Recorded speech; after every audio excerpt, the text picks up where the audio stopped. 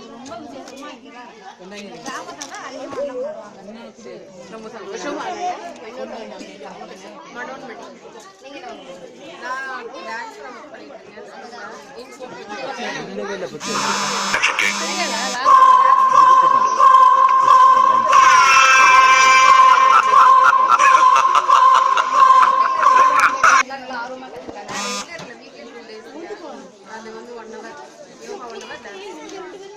நீங்க யார்கிட்ட கத்துக்கிட்டீங்க?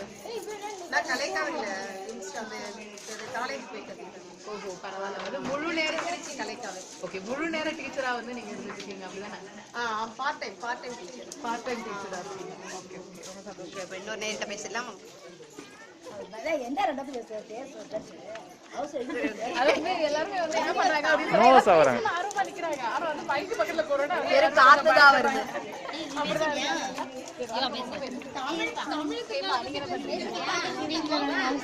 ஹவுஸ் ஒய்ஃபா இருக்கீங்க. அப்பா செம்ம ஜாலியா இருக்குமா உங்களுக்கு? ஜாலியா இருக்கு. அது இவ்வளோ குட்டீஸ் இருக்காங்க இந்த ஏரியால. உங்களுக்கு வந்து பொழுது போறதே தெரியாது தானே? ஸ்கூல் லீவ்னா நீங்களும் ஜாலி ஆயிடுறீங்க. அப்ப எல்லா வீட்லயும் அம்மாங்கெல்லாம் வந்து பார்த்தோன்னா பிள்ளைங்களுக்கு ஸ்கூல் லீவ் விட்டுச்சுன்னா ஏன்டா லீவ் விட்டாங்க அப்படின்னு சொல்லிட்டு இருக்கிறது போய் நீங்க வந்து ஜாலியா இருக்கிறாங்கனால ஓகே, ரொம்ப சந்தோஷம் உங்ககிட்ட பேசினதுல. பொங்கல் கொண்டாடணும் அப்படின்னு சொல்றதுக்காக ஒரு क्वेश्चन கேட்க போறீங்க.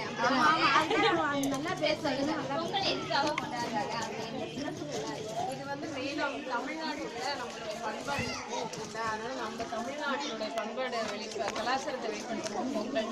இது நம்ம மட்டும் கொண்டாடுறது சந்தோஷத்தை வெளிப்படுது. பறையாட்டம், கோலாட்டம், கும்மியாட்டம் எல்லாமே சந்தோஷத்தை வெளிப்படுத்தி கொண்டாடிட்டு இருக்கோம். மெயினா கரும்பு இதெல்லாம்.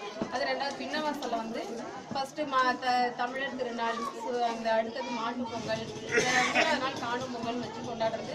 இங்க பல கோயில்கள் விசேஷமா இருக்குது. பின்னவாசல் எல்லா கோயிலும் இருக்கு.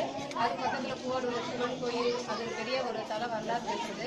எப்படி ராமேஸ்வரத்துல வந்து காசி இந்த மாதிரி இது அந்த விவசாயம் அதெல்லாம் முடி கொடுக்குறதுக்கு ஈக்குவலாக இங்கே பங்குனியில் வந்து இந்த திருவாரூர்ல கோயில் வந்து இருக்கு.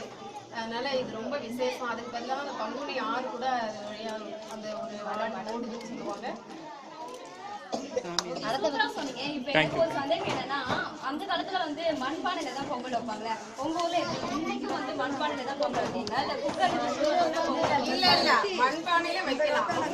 எண்ணங்களை பொறுத்து மண்பானையில அழகா வந்து வெளியில வச்சு சின்ன இரும்பு அடுப்பு வச்சு மண்பானை, ஏன்னா நம்மளுடைய ஒரு கலாச்சாரம் தான் வெளிப்படுத்தணும். இதுல ஒண்ணு கிடையாது. மண்பானையில அழகா நிச்சயமா வந்து நம்ம பழக்கம் நம்மளாலதான் பாதுகாக்க